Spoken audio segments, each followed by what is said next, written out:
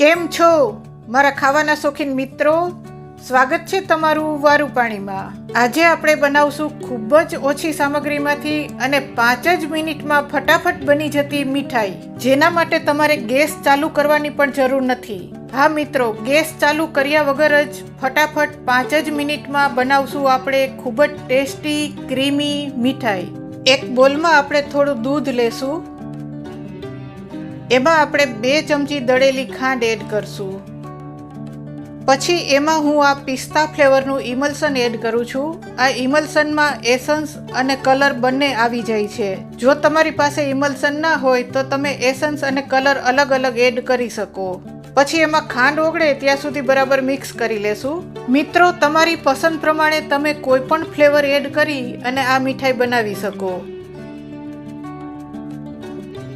આમાં મારે green colour થોડો વધારે ડાર્ક જોઈએ છે, તો એમાં હું થોડો ગ્રીન ફૂડ કલર એડ કરું છું. બરાબર મિક્સ કરશું. હવે આને સાઈડમાં રાખશું. પછી એક બોલમાં આપણે 3 ટેબલ સ્પૂન જેટલો મિલ્ક પાવડર લેશું. એમાં આપણે 3 ટેબલ સ્પૂન જેટલી દૂધની મલાઈ એડ કરશું. આ મેં ઘરની જ દૂધની ફ્રેશ મલાઈ લીધી છે. આની જગ્યાએ તમે બજારમાં મળતું ફ્રેશ ક્રીમ પણ ઉપયોગમાં લઈ શકો. એમાં 1 ચમચી દળેલી ખાંડ એડ કરશું. આ મેં થોડા દૂધમાં કેસર પલાળીને રાખ્યું હતું, એને પણ આપણે એમાં એડ કરશું અને બરાબર મિક્સ કરશું.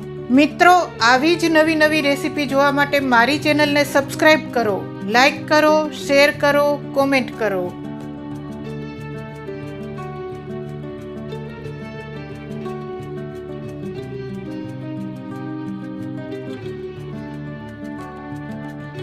બરાબર મિક્સ કરી અને આને પણ આપણે સાઈડમાં રાખશું.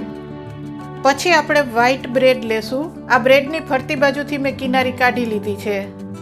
એને એક ગ્લાસની મદદથી આપણે આ રીતે ગોળ કટિંગ કરી લેશું. ગ્લાસની મદદથી આ રીતે આપણે ગોળ કટિંગ કરી અને સાઈડમાં રાખશું. પછી આપણે બીજી બ્રેડ લેશું.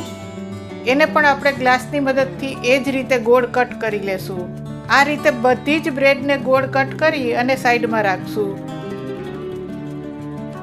પછી આપણે ગોળ કટ કરેલી એક બ્રેડ લેશું.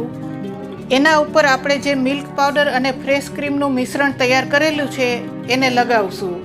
આ રીતે આખી બ્રેડ ઉપર આપણે પતલું લેયર કરી દેશું. એના ઉપર આપણે ગોળ કટ કરેલી બીજી બ્રેડ મૂકશું અને ફરતી બાજુ કિનારીને થોડી થોડી પ્રેસ કરી લેશું. આ જ રીતે બધી જ બ્રેડ આપણે તૈયાર કરી લેશું. આ રીતે બધી બ્રેડમાં વચ્ચે ક્રીમ ભરી અને આપણે તૈયાર કરી લીધી છે. પછી આપણે જે પિસ્તા ફ્લેવરનું દૂધ બનાવીને રાખ્યું હતું એને લેશું. એમાં આપણે આ તૈયાર કરેલી એક બ્રેડ લેશું અને એમાં ડીપ કરશું. આ રીતે બ્રેડને દૂધમાં ડીપ કરી અને હાથથી થોડી થોડી પ્રેસ કરશું. એમાંથી પ્રેસ કરીને બધું દૂધ આપણે કાઢી લેવાનું નથી, બસ એક્સ્ટ્રા થોડું દૂધ નીકળી જાય એટલું જ પ્રેસ કરવાનું છે. આ રીતે બધી બ્રેડને ડીપ કરી અને તૈયાર કરી લેશું. પછી આપણે થોડો સૂકા નાળિયેરનો ભૂકો લેશું. પછી આપણે તૈયાર કરેલી બ્રેડને આ સૂકા નાળિયેરના ભૂકામાં રગદોળી લેશું.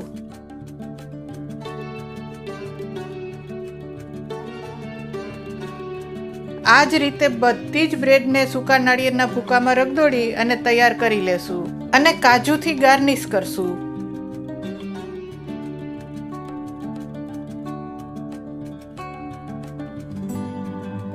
તો તૈયાર છે આપણી ગેસ ચાલુ કર્યા વગરની ફટાફટ બની જતી ખૂબ જ ટેસ્ટી ક્રીમી મીઠાઈ. મિત્રો, આ રીતે બનાવીને ટેસ્ટ જરૂરથી કરશો. આમાં બ્રેડનો ટેસ્ટ બિલકુલ નહીં આવે. કોઈને ખબર પણ નહીં પડે કે તમે બ્રેડમાંથી મીઠાઈ બનાવેલી છે. તો આ રીતે બનાવીને ટેસ્ટ જરૂરથી કરશો. હવે આપણે એને કાપીને પણ જોશું.